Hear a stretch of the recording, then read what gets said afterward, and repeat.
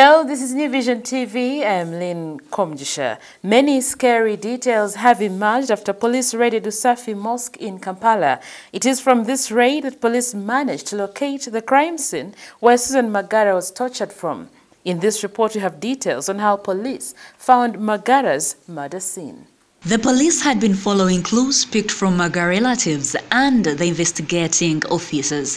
Finally, they closed in and got the suspect. As luck would have it, the suspect was so close to the murder that he even took the officers to the apartment where Susan Magara was held hostage and later killed. This followed the arrest of a key suspect in the Magara murder case during the 27th April Friday night raid on a mosque near Usafi Market in Katwe, Kampala. Sources told the New Vision yesterday that a team of detectives led by CID Director Grace Akulo was taken by the suspect to an apartment in Buziga, Konge, where Susan Magara is said to have been held hostage and murdered.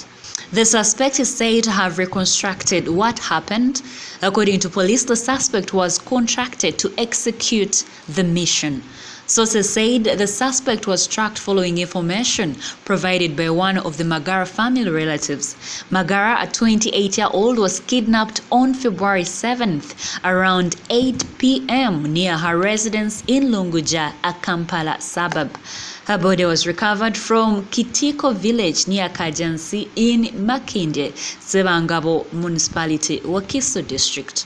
Susan was working as a procurement officer for her father's company, Bwendero Dairy Farm on Kavaka and Jagala Road in Kampala. Her father, John Fitzgerald Magara, is a wealthy businessman based in Hoima. The police says they are still holding the bodies of the two men who were shot dead during the operation at the mosque. Speaking to the New Vision, police spokesperson Emilian Kaima said they were still holding the bodies until investigations are concluded. Kaima also implored the relatives of the children and women who were rescued from the mosque to remain calm, saying they would be handed back to their respective families after questioning. Kaima said the police child and family protection unit was currently taking care of the rescued people. We have more details of this story in today's copy of the New Vision. Grab your copy at only 2,000 shillings.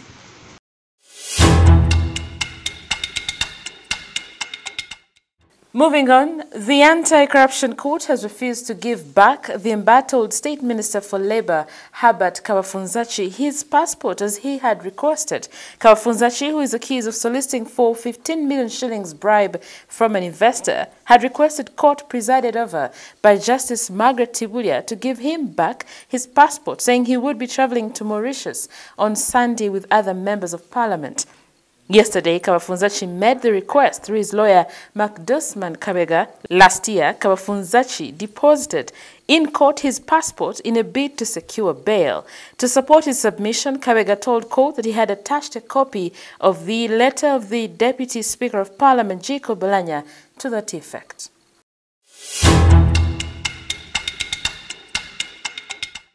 And now, the fight against HIV/AIDS has become more difficult after the discovery of life-saving drugs, the Minister for Presidency, Esther Mbayo, has revealed. Now, in her message delivered by Sarah Kanakwa Bwayo, the AIDS Support Organization Resource Mobilization and Liaison Officer, Mbayo said in 1980s, people treated HIV/AIDS as a death sentence, but the availability of drugs currently has made them careless. Mbayo added that the current lack of concern about HIV/AIDS is a deadly cocktail because those with HIV could potentially infect others. She made the remarks recently at a function held at Bishop Samuel Chapel, Nansana municipality in Wakiso district.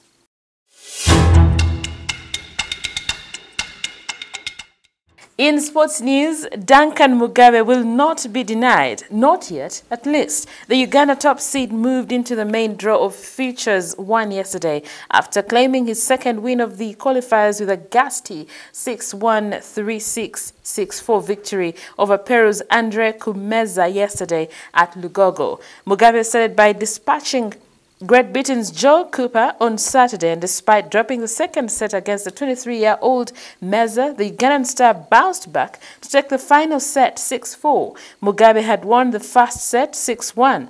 Meza, who was ranked world 1,674th in 2013, reached the second round of the qualifiers after a 7-6, 6-1 win over Russia's Taine Bernhard on Saturday.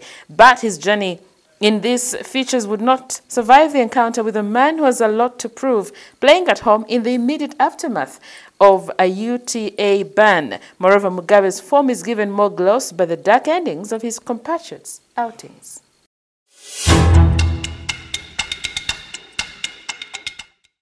You're still watching New Vision TV, and now for Pearl of Africa series, we take a look at Lake Nabugabo. Lake Nabugabo is a small freshwater lake in Uganda located in Masaka district. Nabugabo was formed as a result of sand dunes resulting from strong winds that pushed the water further inland. However, the water was unable to return to Lake Victoria due to the sand dunes. This lake is separated from Lake Victoria by a sand bar. Let's take a look. High human population densities and the reliance of own subsistence agriculture are reflected in the heavy dependency of the neighboring communities on the lake's ecosystem.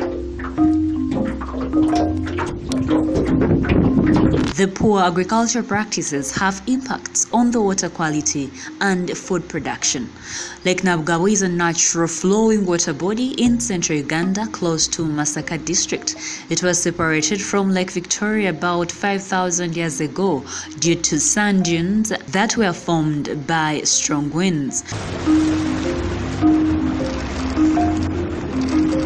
Nabugabo has sand beaches which are safe for swimming, sunbathing, sports games to mention but a few. Lake Nabugabo also provides fish to locals.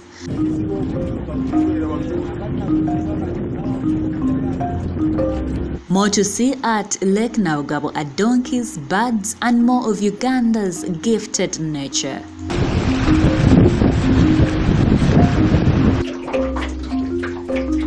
For more Pearl of Africa stories, visit our website www.newvision.co.ug. Our newspaper, The Sunday Vision, is also another home of adventures, so grab your copy every Sunday for Pearl of Africa stories.